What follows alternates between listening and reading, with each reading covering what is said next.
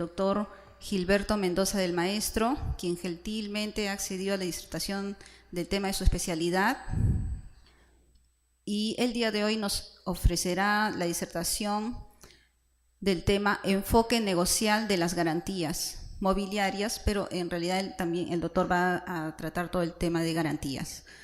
El doctor Mendoza es magíster en Derecho Constitucional, profesor de Derecho Civil de la Pontificia Universidad Católica del Perú y de la Universidad de Lima, profesor de maestría de Derecho Civil en la misma Casa de Estudios de la Pontificia Universidad Católica, investigador visitante del Instituto Max Planck, Hamburgo, Alemania y Universidad Sao Paulo.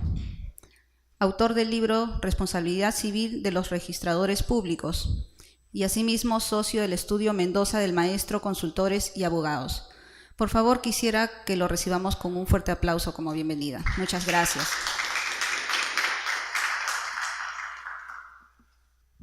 Doctores, buenas tardes. Me han pedido de que hable sobre el tema de garantías mobiliarias, en estricto sobre el tema de garantías en general. Normalmente cuando se habla del tema de garantías se ha enfocado de una manera muy funcional. ¿A qué me refiero? Simplemente el tema de los tipos de hipotecas, los tipos de garantías. Es más, hay un proyecto de modificación de garantías mobiliarias ahora en camino, el cual va a cambiar el régimen que está actual de garantías, ¿no? Volvemos al mismo modelo de la OEA, el cual es más un registro de avisos que un registro jurídico. Lo que pretendo hacer en esta exposición es tocar el tema de garantías dentro de un marco general, ¿no? De una perspectiva dogmática, no tanto funcional. ¿Para qué? Para de alguna manera enfocarlos dentro del tema de negocio jurídico, ¿sí? Ese es un poco el objetivo de esta ponencia, ¿correcto? Entonces, si lo queremos ver, el tema de garantías desde un ámbito negocial, desde teoría del negocio jurídico, normalmente los profesores alemanes, cuando hablan de esta clasificación, lo enfocan desde su fuente. ¿A qué me refiero? Las garantías en estricto son efectos jurídicos, y son efectos jurídicos que se producen o tienen lugar a partir de la celebración de contratos o negocios jurídicos unilaterales. Por ejemplo, la hipoteca unilateral. ¿Sí? No es necesario un contrato para que se genere una garantía. Tradicionalmente se ha dicho, por ejemplo, de que las garantías son accesorias, pero actualmente en el ámbito europeo y también en nuestro ordenamiento existen cierto tipo de garantías autónomas. Entonces vamos a enfocar todo ello porque va a ser importante para finalmente ver el tema de dónde están ubicadas las garantías dentro de un régimen de teoría general del negocio jurídico. Algo previo que probablemente ya todos manejamos, ¿no? Y simplemente para ser coherente con la ponencia ha sido explicado acá. Antes de analizar cualquier tema de garantías, se tiene que evaluar, ¿no? El tema de relevancia o existencia. Independientemente, ¿no? Normalmente el tema de relevancia está tocado por los alemanes y existencia por los franceses, ¿no? Del término que nosotros utilicemos, tenemos un artículo como el 1359 del Código Civil que nos señala que existe contrato cuando las partes se han puesto de acuerdo en todas las estipulaciones. Si no se han puesto de acuerdo en todas las estipulaciones, no existe contrato. Con lo cual se señala de que este contrato sería inexistente o irrelevante. No analizamos el tema de validez, simplemente nos quedamos con el tema de no existe contrato. Otro supuesto en nuestro ordenamiento regulado está, por ejemplo, el artículo 171 del Código Civil, el cual va a señalar que en los supuestos en los cuales existe una condición resolutoria que sea ilícita, se considerará no puesta. Esta que no se coloque o no forme parte del contrato es otro ejemplo que normalmente se enseña como un tema de inexistencia o irrelevancia. Posteriormente a ello, normalmente cuando se explica el tema de negocio jurídico se aborda el tema de la validez. Y acá ya depende la posición de cada autor, ¿no? O de cada persona, ¿no? Que siga determinada corriente. Si son voluntaristas, propiamente van a darle bastante enfoque al tema de o relevancia al tema de la voluntad. Si son preceptivos o son normativistas, probablemente van a hacer una distinción en la cual nosotros vamos a mencionar en estos momentos, ¿correcto? Pero tradicionalmente se ha tratado de sistematizar todo el fenómeno de hechos jurídicos en tres tipos, ¿no? El hecho, el acto y el negocio. Y esto va a tener relevancia tanto para la formación como para la ejecución de garantías. Porque normalmente lo que se ha señalado, y al inicio decíamos, de que las garantías siempre forman parte de un contrato. Pero actualmente lo que se señala es que también forma parte de negocios jurídicos unilaterales. En realidad, cuando hablamos de negocios jurídicos nos estamos refiriendo a cualquier supuesto en el cual las partes pueden autorreglamentar sus intereses, ¿no? Y esta autorreglamentación es de alguna manera bien particular, porque normalmente cuando se celebra un contrato es el interés propio de cada una de las partes y que quiere hacerlo efectivo. En el ámbito de la garantía no busca ello. Lo que busca es salvaguardar frente a un supuesto de incumplimiento. Es decir, una parte no cumple con su prestación, tengo algún mecanismo de tutela frente a este incumplimiento, porque mi crédito probablemente no va a ser satisfecho. Eso es la parte de la validez, la parte de la estructura, ¿no? Simplemente como un marco general. Cada uno de estos hechos, actos o negocios generan dos supuestos, o lo que se llama en doctrina, ¿no? Sobre todo italiana, las situaciones jurídicos subjetivas. Y en este ámbito sí lo he dividido en dos, ¿no? Situaciones jurídicos obligacionales y situaciones jurídicos reales. Tradicionalmente se difunde una traducción, por ejemplo, de doctor Rosario Nicolò o de profesor Sati sobre situaciones jurídicas. ¿A qué me refiero con situaciones jurídicas? Simplemente a un intento de sistematización de los efectos jurídicos. En algún momento, ¿no? Se puede decir, acá por ejemplo, un compromiso de contratar, ¿qué es lo distinto de un contrato de opción? ¿No? Probablemente en términos prácticos es la posibilidad de obligar a una parte con la mera declaración unilateral y en la otra que tiene que haber un convenio entre ambas partes. En situaciones jurídicas subjetivas, lo que diríamos es, existe un derecho potestativo y existe un estado de sujeción, el cual se verifica también, por ejemplo, en la oferta. ¿Y por qué les digo esto? Porque en el ámbito de la oferta, ¿no? Basta la aceptación de la otra parte para que se genere un contrato, ¿no? En cambio, cuando hablamos de un compromiso de contratar, se genera otras situaciones jurídicas subjetivas, que son el derecho subjetivo y el deber jurídico. ¿Y esto por qué se lo señalo? Porque simplemente en este tipo de situaciones jurídicas subjetivas existe una figura que no existe en la anterior, que es la figura del incumplimiento. Normalmente cuando estamos frente a un derecho potestativo y un estado de sujeción, no puede haber incumplimiento, ¿no? Si mi ponencia fuera, por ejemplo, un tema de contratos y un tema de obligaciones, tendríamos que basarnos en estas situaciones jurídicos particulares, ¿no? Como me han invitado para el tema de garantías, un poco esto simplemente lo menciono, ¿correcto? Porque vamos a distinguirlo en sí de las situaciones jurídicos reales, que son las que propiamente me interesan para esta ponencia. Acá, situaciones jurídicas obligacionales, normalmente me refiero a las que vinculan a sujetos, obligaciones de dar, hacer o no hacer, y las diferentes relaciones que se puedan generar a partir de ellos. Simplemente una precisión, ¿no? En el ámbito doctrinario actual, tradicional, siempre se ha señalado que la distinción entre un derecho real y un derecho personal se basa en que uno es erga omnes y el otro no. Es decir, el ámbito de los derechos reales, entiendes, llámese garantías también incluidas ahí, son oponibles frente a todos. En cambio, los derechos obligacionales solamente son exigibles entre partes, ¿no? Ya hace buen tiempo se ha señalado de que esta distinción no es tan precisa. Y les señalo que no es tan precisa, y eso va a tener relevancia con lo que vamos a ver en unos momentos, porque el grado de oponibilidad la tienen tanto las relaciones jurídico-obligacionales como las situaciones jurídico-reales. Es decir, si yo celebro un contrato con el autor de prestación de servicios, yo puedo poner o tengo mecanismos o remedios o tutelas jurídicas frente a cualquier intromisión ajena. Al igual que lo puedo tener, por ejemplo, si yo tengo un tema de titularidad o de propiedad. Lo que distingue en sí tradicionalmente a estas figuras es simplemente con qué satisfago mi interés. Normalmente yo el tema de situaciones jurídicos reales lo voy a satisfacer con la cosa misma. Y en el ámbito de las situaciones jurídicas obligacionales es con la prestación que me va a brindar el otro sujeto.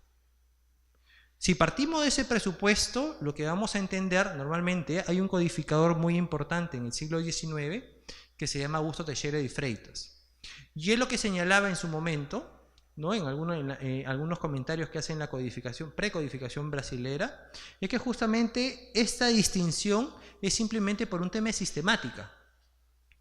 Porque en realidad pueden haber, ¿no? Y esto ya lo dicen algunos profesores alemanes, y hay traducciones acá, por ejemplo el profesor Westermann, ¿no? Hay situaciones jurídico obligacionales que dan lugar a situaciones jurídico reales, como hay situaciones jurídico reales que dan lugar a situaciones jurídico obligacionales, ¿no? Y probablemente son muy comunes entre nosotros actualmente, ¿no? Por ejemplo, las obligaciones propter rem, que alguno debe conocer, ¿no? ¿Qué son las obligaciones propter rem? Son aquellas obligaciones que de alguna manera en realidad no son obligaciones y nacen de derechos reales, ¿no? Y persiguen propiamente al bien en sí mismo. Un ejemplo de ello, de una obligación propter rem, lo vemos por ejemplo en la propiedad horizontal. Si alguno vive en algún departamento, ¿no? Probablemente y es dueño del edificio y del piso número 1, va a tener una titularidad sobre el bien. Yo soy propietario del bien. Tengo un vínculo real, soy propietario. Sin embargo, en el régimen de propiedad exclusiva y propiedad común, lo que va a existir es que se van a generar obligaciones no tanto por el titular, sino por el bien en sí mismo. Por ejemplo, los gastos de conservación. Independientemente de quién sea el titular, el bien va a generar obligaciones. Y si bien el sujeto lo puede transferir a otro, ¿no? La obligación no es inscrito a persona, no va a perseguir a la persona. Quien sea el nuevo propietario, de alguna manera va a adquirir esas obligaciones. ¿Y por qué lo va a hacer? Porque simplemente esas obligaciones están intrínsecamente con el bien. Eso es lo que en doctrina se llama obligaciones propter rem. ¿A qué me refiero? A obligaciones que no nacen necesariamente o de manera inmediata del contrato. Nacen en sí de la naturaleza del bien, porque el bien genera de alguna forma ese tipo de obligaciones. El contraejemplo, situaciones jurídico-obligacionales que generen de por sí situaciones jurídico-reales. Por ejemplo, el tema de arrendamiento. En Alemania se ha traducido el tema como cosificación. ¿A qué se refiere? Normalmente se señala que el ámbito del arrendamiento es una relación jurídico-obligacional. Sin embargo, en su desenvolvimiento se genera derecho de uso, que es un derecho real. Genera posesión inmediata, es un derecho real. En ese sentido, se señala de que si bien por un tema didáctico podemos distinguir entre situaciones jurídico-obligacionales y reales, en ese aspecto lo que tenemos que señalar es simplemente que eso es solamente para efectos académicos, porque las relaciones jurídicas son mucho más complejas. Y las relaciones jurídicas pueden mezclar unas con otras, pueden ir en paralelo, o estas, por ejemplo las obligacionales, pueden dar lugar a otras situaciones jurídico reales. ¿Sí? Bueno, dejemos un poco de lado el tema de situaciones jurídicos obligacionales y metámonos en el tema de situaciones jurídicos reales. ¿Acá a qué me estoy refiriendo? A diferencia de los deberes jurídicos, ¿no? A los derechos subjetivos, acá me estoy refiriendo a lo que son afectaciones propiamente con el bien. A este vínculo que tiene el titular, esta relación de pertenencia en algunos casos con los bienes, ¿no? Antes se decía, y eso se parte de una perspectiva obligacional, que no existía vínculo entre la persona y los bienes. Que en realidad lo que existía es un vínculo de la persona con todas las otras personas y se generaba deberes de exclusión. Es decir, yo no tengo un vínculo jurídico con la cosa. Yo lo que tengo es un vínculo jurídico con todos ustedes y ustedes tienen el deber de abstención. Pero esa es una perspectiva obligacionista de los derechos reales.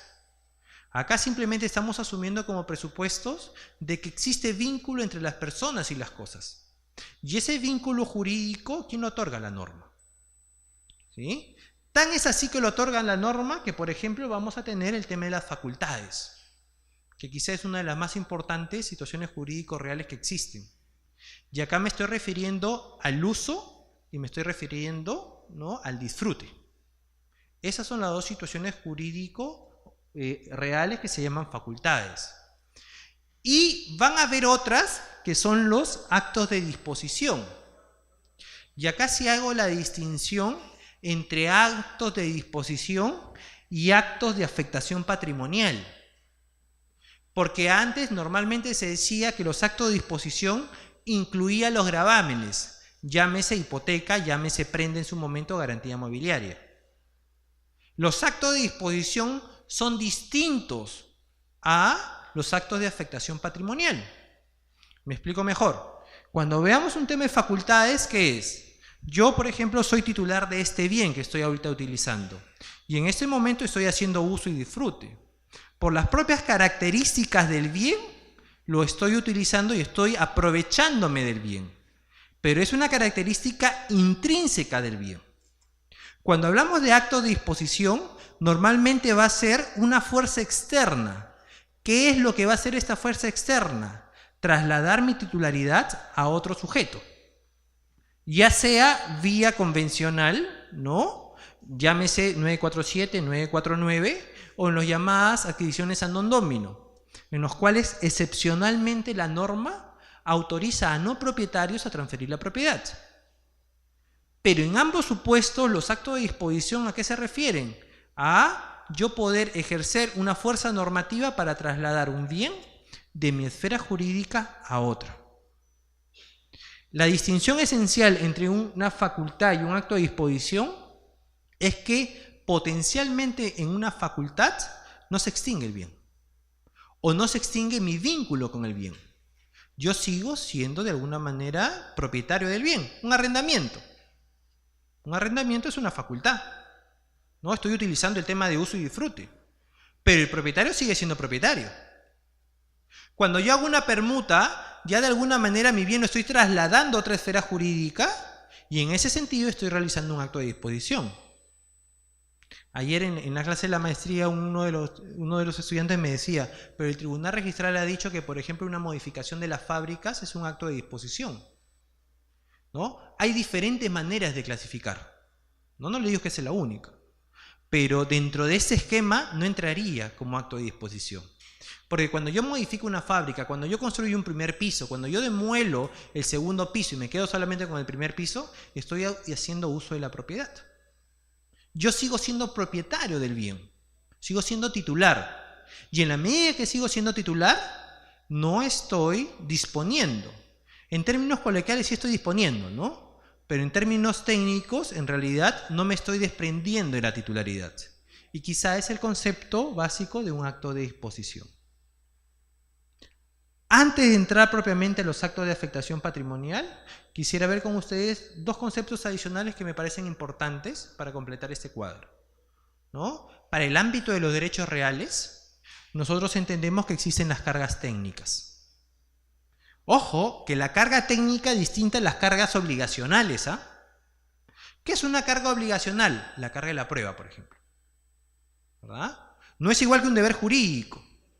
Es decir, si yo de alguna manera celebro un contrato de obra, yo para de alguna forma, yo soy quien ha contratado, el contratista viene y quiere construir la obra, yo tengo la carga de dejarlo pasar, no el deber jurídico. Tengo que realizar un comportamiento para que se satisfaga mi interés. Y eso se hace mediante ¿qué? Mediante la carga obligacional. En cambio, la carga técnica tiene que ver en sí con los predios propiamente dicho. Si, por ejemplo, ese es nuestro predio y debajo hay una conexión de camisea, esa es una carga técnica. Y probablemente en su partida registral ustedes vean, ¿no? Es propietario Juan Pérez de este bien, ¿no? Con la carga técnica que abajo hay una tubería, por ejemplo. O hay algún elemento de servidumbre debajo del piso del predio. Y eso es relevante para la contratación porque algunas veces los bancos no prestan cuando tienen cargas técnicas. Están sujetos a evaluación porque muchas veces las cargas técnicas disminuyen el precio del bien. A eso me refiero con carga técnica. Afectaciones que tiene el bien por otros bienes, ¿no? Que normalmente están en el subsuelo. Normalmente están en el subsuelo. No me refiero a las cargas obligacionales que normalmente se explican como la carga de probar.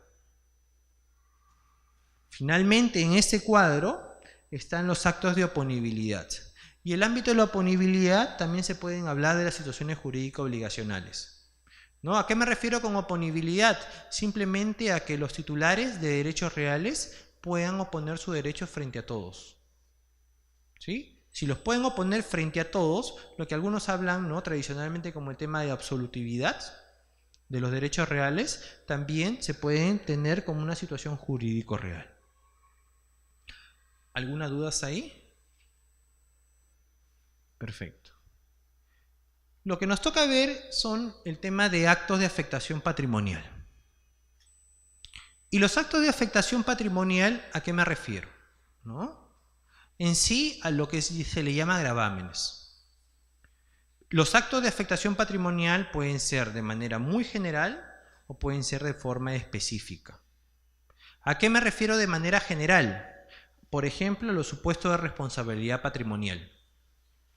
Cuando expone, normalmente en el ámbito de las obligaciones se señala que el deudor afecta todo su patrimonio, ¿no?, frente a un supuesto incumplimiento. En realidad le están diciendo todo el patrimonio, pero no se especifica, no hay un ámbito de persecutoriedad. Si el deudor se desprende de su patrimonio, no va a haber con qué cobrar. Eso es el ámbito de responsabilidad patrimonial. Y dentro de este ámbito general también podemos encontrar las garantías personales. Distinto es el supuesto de las garantías reales. Las garantías reales tienen como presupuesto ¿qué? La identificación de un bien. Normalmente se identifica como tema de bienes muebles o inmuebles. Y dependiendo de eso plantea una hipoteca o una garantía mobiliaria, ¿no? Pero identifica un bien y sobre ese bien va a haber la afectación.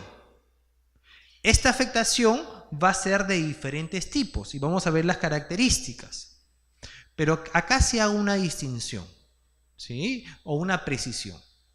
Normalmente se dice que las garantías reales son derechos reales. En principio porque está en el libro de derechos reales, ¿no? Pero me parece que las garantías reales tienen un sustrato mucho más obligacional que real. Les pongo un ejemplo claro, ¿sí? No sé si ustedes conocen, pero en otros ordenamientos, por ejemplo, se regula el tema de hipoteca inversa o hipoteca de máximo, que todavía no ha sido ingresado a nuestro ordenamiento, pero que tiene cierto símil, por ejemplo, con las hipotecas que garantizan obligaciones futuras o eventuales. Por ejemplo, el tema de hipotecas inversas, ¿no? ¿Qué es una hipoteca inversa? La hipoteca inversa simplemente son aquellos supuestos en los cuales yo gravo mi patrimonio para ciertas personas, ¿no?, especiales, ¿no? Adultos mayores, ¿no?, que los últimos años de su vida no tienen patrimonio y lo que desean es financiarse para vivir bien, ¿no?, los 5, 10, 15 años, no sé, los años que vivan. Entonces, lo que hacen los bancos allá, tasan el inmueble y les dan, por ejemplo, el 80% del valor. Particularidades de esta hipoteca es, no les cobran nada hasta el momento de su deceso. Con lo cual, estas personas pueden disfrutar del bien de manera plena. Pueden viajar, pueden utilizarlo. En el momento de su deceso, el banco les proporciona dos opciones a los herederos. O los herederos adquieren, ¿no?, la deuda con la cual la tienen que pagar, ¿sí?, o simplemente la otorgan en vía de dación en pago a los bancos, ¿no? Rechazan. Entonces, percátense la idea que no es tan descabellada. De alguna manera, lo que hace la hipoteca es garantizar un crédito. Y en este supuesto, para cierto grupo de personas, le están otorgando un crédito con ciertas facilidades, el cual se va a cargar posteriormente al momento de la ejecución, cuando estas personas, ¿no?, en algún momento fallezcan.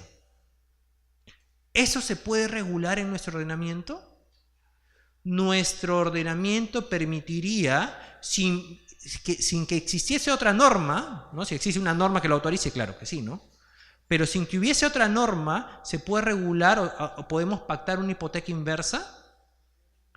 Los que dicen de que el tema de garantías está dentro de los derechos reales por su naturaleza, los que dirían no se puede regular en nuestro ordenamiento. Y no se puede regular porque existe un tema de numerus clausus. Y el numerus clausus señala que no se pueden crear nuevos derechos reales. Sin embargo, en estos supuestos no estamos creando un nuevo derecho real. Lo que estamos creando son nuevos supuestos de obligaciones. ¿Sí? La estructura básica está en simplemente vincular un bien a un crédito. ¿Qué regulación tenga el crédito? Eso ya queda en el tema de la libertad de las partes. Si es una hipoteca futura o eventual, si es una hipoteca global y flotante, si es una hipoteca sábana o pañuelo, como le llaman ahora. Independientemente del tipo de hipoteca que se dé, en todos los supuestos está la estructura de crédito y hay estructura de afectación. ¿Pero afecto qué? ¿No? Afecto el bien, ¿por qué? En realidad, ¿no? Lo que sostienen este tema de garantías como derecho real, lo que dirían es, tiene la característica de inmediatividad, ¿no? Pero el tema de inmediatividad o inherencia, lo que se regula, ¿qué cosa es? Este vínculo que yo tengo con el bien. Y en el ámbito de garantías mobiliarias o tema de hipoteca, no hay un vínculo entre la persona y el bien, en el sentido que yo no lo puedo usar o disfrutar como en el derecho reales. Lo que tenemos en este caso es un mecanismo de protección de mi crédito. ¿Qué quiere decir ello? En caso de incumplimiento, yo lo que voy a hacer es afectar ese bien y ejecutarlo. Pero ese bien nunca va a ser para mí. Nunca va a ser para mí. Nunca lo voy a poder utilizar. El bien está afectado solamente por el ámbito creditorio. Por lo tanto, no existe un vínculo en estricto entre la persona y el bien. Es simplemente un mecanismo de protección del crédito. Lo que importa más que el bien es el crédito. Si hay incumplimiento o situación patológica, va a haber ejecución propiamente del bien. Es por eso que en doctrina lo que se divide tradicionalmente, para no mezclar el tema de principios, es entre derechos reales de goce, derechos reales de disfrute y derechos reales de garantía. Y los principios que van a tener los derechos reales de garantía no necesariamente van a ser los mismos que los derechos reales de goce o los derechos reales de disfrute. Por ejemplo, el tema de la inherencia. La inherencia no es igual en un ámbito de goce, disfrute, que en uno de garantía. Porque propiamente en el ámbito de la garantía no hay un tema de inherencia con el bien, salvo que lo extendamos de manera muy amplia, con lo cual el concepto se va a confundir con el ámbito de la titularidad. Por eso es que se distingue, o por lo menos se hace la precisión. No necesariamente cuando hablemos de derechos reales de garantía vamos a poder aplicar todas las reglas de los derechos reales de goce o de disfrute. Un ejemplo que les mencioné. En los derechos reales no podemos autorregular el contenido de los derechos reales propiamente dicho. La tipicidad hace de que el derecho real se configure de determinada forma. En los derechos reales de garantía sí podemos configurar. Tenemos un margen importante de regulación. El ejemplo que les mencionaba, el tema de la hipoteca inversa o la hipoteca de máximo. Ya dentro del ámbito de los derechos reales de garantía, normalmente se distinguen, ¿no?, algunos atributos. El tema de la especialidad. Cuando hablamos de especialidad, ¿a qué me refiero? Simplemente en que la partida, en este caso, o la garantía sea específica. Y es por eso que se divide entre especialidad por el objeto o especialidad por el crédito, ¿no? Si hablamos del objeto, propiamente se va a decir, sí, la hipoteca sábana. Eso ya sería la especialidad por el crédito en sí mismo, por las obligaciones que se han generado, en especial con la precisión que se ha hecho en el 172 en la ley de bancos. Otro supuesto que se da es el ámbito de la indivisibilidad de la hipoteca, ¿no? La hipoteca no se puede dividir. Si yo tengo mi predio y mi predio de alguna manera ¿no? Vale 100 y yo tengo alícuotas, ¿correcto? Imaginemos, tengo una alícuota del 100%, no puedo agarrar y decir, solamente vas a agarrar el 80% de mi alícuota y sobre ello va a ir la hipoteca. La hipoteca no se va a dividir, ¿no? ¿Qué sucede, por ejemplo, en los casos en los cuales quiero hacer una acumulación de predios? Imaginemos el siguiente supuesto. Yo soy propietario, ¿correcto? Y tengo ese pedazo de terreno y lo hipoteco al BCP. ¿Estamos? Yo también soy dueño de este otro pedazo de terreno, que también está inscrito, y lo hipoteco al BBVA. Posteriormente, registralmente, lo que puedo hacer, quiero solamente una finca. Y por esa finca, de alguna forma, quiero que todo sea un solo predio. Por lo tal, me voy a la figura de acumulación de predios. ¿Qué sucede con las garantías que se han otorgado? Probablemente ninguno de los dos va a querer ser segundo rango, ¿no? Porque no necesariamente por la acumulación el bien va a aumentar su valor. Probablemente en la mayoría de casos sí, pero en algunos casos no, ¿ah? Entonces, estoy acumulando y yo tengo segundo rango. Imaginemos que fuéramos BCP, no me va a convenir, porque si ejecuto el bien, propiamente va a satisfacer el íntegro del primer rango, pero no necesariamente todo el segundo rango. En ese sentido, lo que van a decir es, hay una indivisibilidad de la hipoteca. Para que ustedes puedan de alguna forma acumular los predios con esas garantías, tiene que haber un previo consentimiento de los acreedores. Esa es una restricción de la propiedad. Es una restricción que lo da de alguna manera el tema de las garantías. Si en realidad las garantías fueran tan accesorias como se señala, simplemente el deudor podría acumular sin ningún problema, ¿no? Y nos basamos en el principio de prioridad. ¿Cuál fue el primero inscrito? Ah, el del BBVA, ese va a tener primer rango, y el segundo inscrito, el del BCP, ese va a tener segundo rango. Sin embargo, no, ¿ah? Lo que se genera es requisito previo para la acumulación, un acto de disposición unilateral por parte del titular del predio, por el propietario. Es que se genere un tema de consentimiento previo de los acreedores. Porque si no, estaríamos perjudicando la indivisibilidad de la hipoteca. Le estaríamos cediendo el tema de rango. Otro tema que se puede vincular con el tema de indivisibilidad de la hipoteca es, por ejemplo, el tema de cesión parcial de rango. No sé si alguna vez ustedes han escuchado, ¿no?, que las partes, por lo menos no lo prohíbe el Código Civil, pueden ceder parcialmente rango. Si yo soy primer rango, ¿no?, sobre un bien de 100, yo tengo 60, el doctor tiene 20 y el otro doctor tiene 10, ¿correcto? Yo le puedo ceder a cualquiera de ustedes los 60 y de alguna forma serían acreedores de primer rango. Pero yo también puedo realizar otra operación.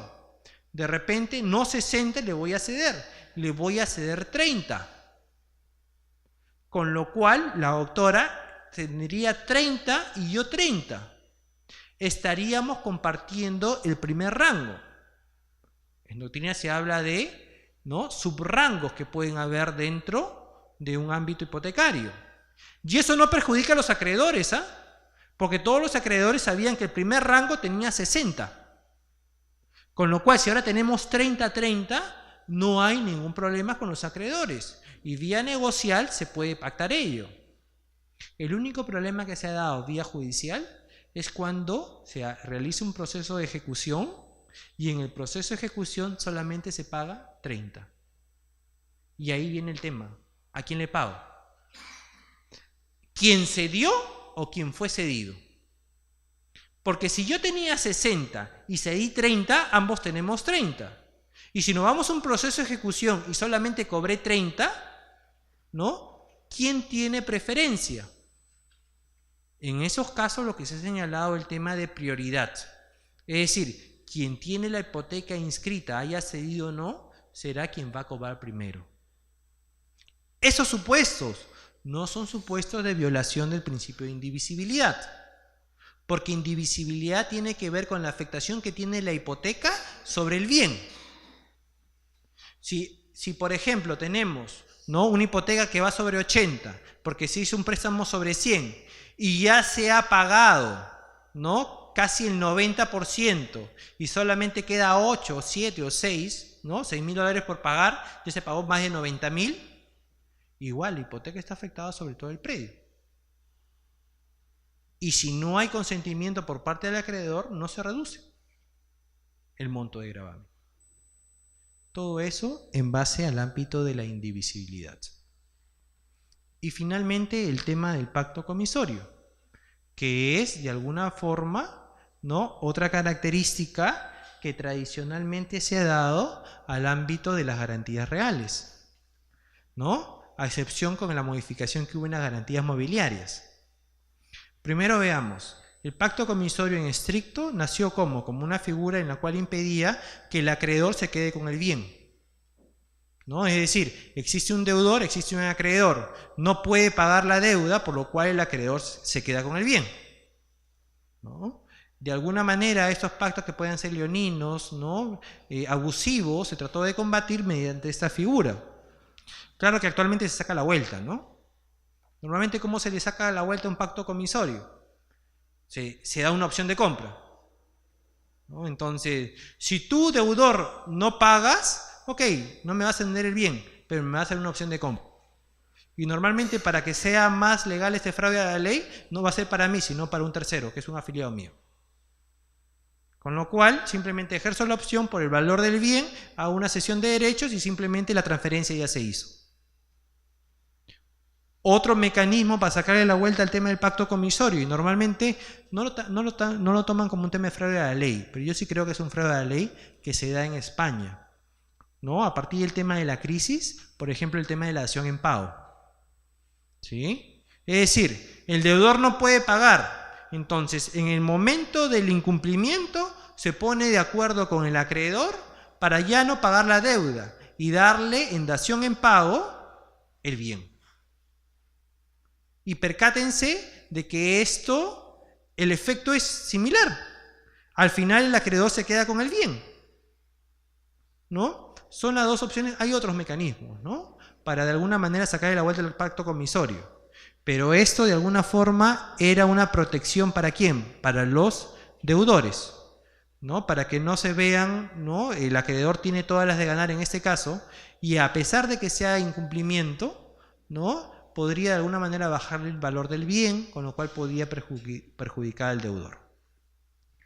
Esto en el régimen de garantías mobiliarias, algunos señalan que se ha adoptado, que se puede pactar el tema de pacto comisorio. Yo creo que en estricto no es la figura del pacto comisorio. Por lo siguiente, ahora sí con el tema de garantías. ¿Cómo constituye una garantía? Una garantía se constituye de manera consensual, ¿correcto? Y para constituir, ya con vía formulario, ambas partes tenemos que nombrar un representante. Y este representante es quien va a transferir. Si este representante va a transferir, ya sea aunque sea al acreedor, de todas maneras tiene que tutelar el interés de ambos. En esa medida se aleja un poco del tema del pacto comisorio. El acreedor al final sí se puede quedar con el bien, pero no como el régimen general el cual nació, que de manera inmediata el acreedor se quede con el bien, porque un requisito de eficacia de la garantía es el nombramiento de representante. Normalmente en el régimen de garantías y en el ámbito de la hipoteca se señala que cómo se constituye una hipoteca y cómo se constituye una garantía mobiliaria. El contrato de hipoteca o de garantía mobiliaria se da simplemente por un documento privado incluso, ¿no? Y alguno me puede decir, sí, pero el 1098 señala que la hipoteca se constituye por escritura pública. Y el 1099, ¿no?, nos dice que el tercer numeral, que tiene que ser un requisito de validez que se inscribe en registros públicos. Por lo tanto, ¿no?, lo que tenemos ahí, ¿qué es? Simplemente que la validez se va a dar, en el mejor de los casos, ¿no?, mediante inscripción en registros. A partir de ese momento va a tener lo que son los efectos reales o las situaciones jurídico-obligacionales. A partir del ámbito de la teoría negocial, lo que se va a decir no necesariamente es así. ¿Y a partir de qué se dice esto? De la interpretación sistemática que se hace de los artículos 143, 144, 1098 y 1099. ¿Qué es lo que nos dicen estos artículos? El 143, libertad de forma. Y el 144 nos señala que el negocio jurídico va a ser válido, ¿no? Salvo que se señale de que la formalidad es obligatoria bajo sanción de nulidad. Si no existe este bajo sanción de nulidad, es simplemente un medio de prueba. ¿Qué me está diciendo ahí? Que no necesariamente cuando se exija obligatoriamente una formalidad, el negocio es válido. Necesariamente debe haber ese extremo de bajo sanción de nulidad o requisito de validez. Un ejemplo claro de esto está en el artículo 1625 del Código Civil, que nos habla de los contratos de donación. En los contratos de donación, para que sea válido el contrato de donación, señala que tienen que ser por escritura pública bajo sanción de nulidad.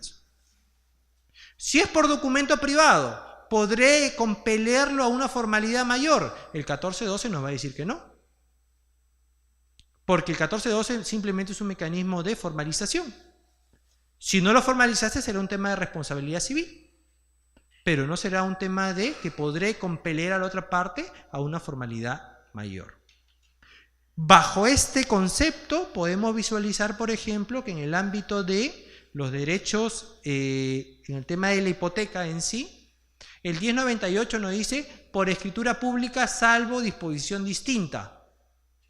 No nos dice en ningún momento bajo sanción de nulidad. Se entiende entonces que puede ser por un mecanismo de oponibilidad menor. Lo que me refiero es un documento privado. Y en el ámbito del 1099 nos ponen 4 requisitos. Que el deudor sea el propietario, que constituya la hipoteca sea el propietario, que la obligación sea determinada o determinable, que el gravamen sea determinado o determinable y que se inscribe en el registro. Estos 4 requisitos no necesariamente son de validez. El primer requisito, en el cual el constituyente sea el propietario, ¿no? Si hay venta de bien ajeno, normalmente la sanción se va a decir que la sanción es la ineficacia, con lo cual se puede ratificar. Es más, en las garantías mobiliarias, actualmente, ¿qué es lo que se dice? Hay garantías preconstituidas. ¿Y qué es una garantía preconstituida? Aquellas garantías que se dan sobre bienes ajenos o sobre bienes futuros. Yo puedo grabarlos en este momento a ustedes, sin que ustedes me hayan dado consentimiento. Pero eso en el registro simplemente me va a dar prioridad. No me va a dar oponibilidad. Y no va a tener efectos. Es decir, sus bienes no están todavía afectos a mí. Aunque el contrato se haya celebrado. El contrato puede existir, puede ser válido, pero el efecto real de afectación del bien todavía no se da. Y quizá esa es la idea que también hay con la hipoteca. Yo puedo tener mi contrato de hipoteca, pero el efecto real que me da persecutoriedad, que me da oponibilidad, recién se va a dar con el registro. Igual surge con la garantía. Lo que sucede es que en el ámbito de la garantía mobiliaria ya hay artículos expresos, en los cuales dicen que la garantía no se constituye con el registro. La garantía se puede dar entre privados. El efecto de oponibilidad recién se va a dar con la inscripción. Y quizá ahí está la distinción. No está tan claro en hipoteca y está mucho mejor definido en el ámbito de las garantías mobiliarias. Entonces, ¿cómo podemos visualizar el tema o todo este esquema en el ámbito de las garantías? En el ámbito de la Constitución, en el régimen general de garantías, normalmente nuestro ordenamiento, por lo menos sostienen así diversos autores, es que vamos a tener un momento de la Constitución como contrato en el cual se pueden desplegar efectos obligacionales. Pero el efecto real que nos interesa recién se va a dar con la inscripción. Y si alguno me pregunta, ¿y qué efectos reales produce el contrato de garantías? Por ejemplo, la formalización. Es decir, yo celebro con el doctor un contrato de garantía, ¿no? Una hipoteca. Y de repente el doctor no quiere elevarlo a escritura pública. Necesariamente quiere escritura pública, ¿no? Titulación auténtica, para llegar a registros públicos y tener una oponibilidad mucho mayor era omnes. Si la garantía se constituyera en el registro, no podría utilizar el 1412. Pero dado que el contrato nace con el documento privado, sí lo puedo compeler, porque ya el contrato de garantía existe. Y la obligación que se genera para ambas partes es formalizarlo. Otra cosa es que cuando llega a registro se van a dar todos los efectos obligacionales, perdón, todos los efectos reales, ¿no? Un poco lo que estábamos viendo acá. El acto de afectación patrimonial que me va a otorgar la posibilidad de ¿qué? De perseguirlo y de ejecutarlo en determinado momento si es que el deudor no cancela la deuda. Ese es el marco general en el cual, a partir del ámbito negocial, podemos ubicar no solamente las garantías mobiliarias, sino cualquier tipo de garantías. Gracias.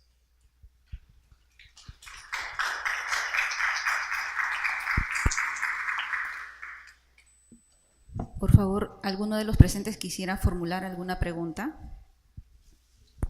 Doctor, solamente una pequeña consulta. Respecto al último punto que se ha tratado, y creo que he entendido yo que en este caso, cuando se celebran ambas partes este contrato y no lo inscriben en los registros públicos y para los efectos de su incumplimiento, ¿cuál sería la vía procedimental, en todo caso, que el acreedor podría interponer su demanda? ¿No? ¿Ante qué vía? ¿Tendría que ser en un proceso de ejecución o en otra vía? Por lo mismo de que como no aparece inscrito en los registros, no lo sé. No sé si podría resolver esa pregunta. Si ya de alguna manera se constituyó la hipoteca en el registro o en el proceso de ejecución, si solamente está mediante contrato, todavía no nace el derecho real. Y como no nace el derecho real, no me podría ir por ejecución, ¿no? Yo entiendo que el tema de ejecución es cuando ya existe propiamente el derecho real, ¿no? Tendría que primero formalizarlo, inscribirlo para tener mi título de ejecución. En principio, para cualquier tema de formalización, que me parece que es sumarísimo, ¿no? El 1412 me parece que es sumarísimo. Doctor, buenas tardes.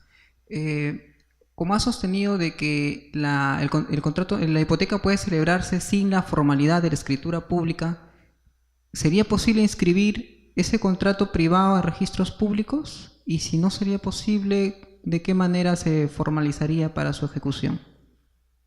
Normalmente cuando se va al ámbito registral, si usted solamente tiene el documento privado y usted lo quiere inscribir en el registro, le van a decir no hay titulación auténtica, es decir, no hay un instrumento público. Y los pasos a seguir simplemente sería, en virtud del 1412, exigir que el juez, si no lo quiere otorgar el deudor hipotecario, no formalice esa hipoteca. Y luego con ello que se emitan las partes para que se inscriba en el registro, ¿no? Lo que se llama en doctrina el tema de escritura pública imperfecta, ¿no? Más o menos esa sería la secuencia. ¿Alguna otra pregunta, por favor? Bueno, en todo caso, quiero agradecer la importante participación del doctor Gilberto Mendoza del Maestro y como agradecimiento hacer la entrega de un certificado expedido por la dirección de esta escuela a cargo del doctor José Antonio Neira Flores. Por favor, quisiera que lo despidamos con un fuerte aplauso.